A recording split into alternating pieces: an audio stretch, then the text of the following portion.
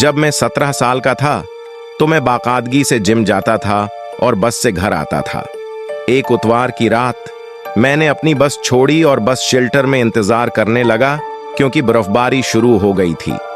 मेरे वालिदैन बाहर थे और टैक्सी महंगी थी, इसलिए मैंने शेल्टर में बैठकर मौसीकी सुनना शुरू कर दी।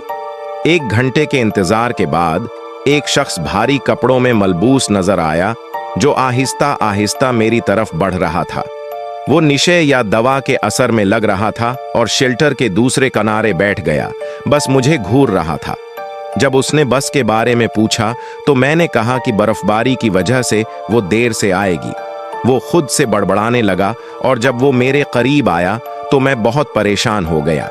जब उसने खाली नजरें डालीं और झुककर मेरी तरफ बढ़ा तो मैंने फौरन अपना बैग पकड़ा और भाग गया और अगली बस स्टॉप तक पहुंच गया।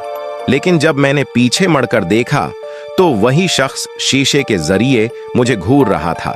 मैं खौफजदा हो गया और चीख कर कहा कि वो दूर रहे, मगर मैं अपना बैग शेल्टर में छोड़ चुका था। अचानक वो शख्स मुझ पर झपटा और मैंने उसे बचकर गुजरते हुए नीचे गिरा दिया, जिससे उसके चेहरे से खून बहने लगा।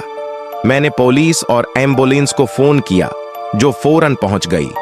उन्होंने बताया कि वो दवा के जेर असर था और उसने मुझे अपने बेटे के तौर पर समझा, जिसे उसने तहवील की लड़ाई में खो दिया था।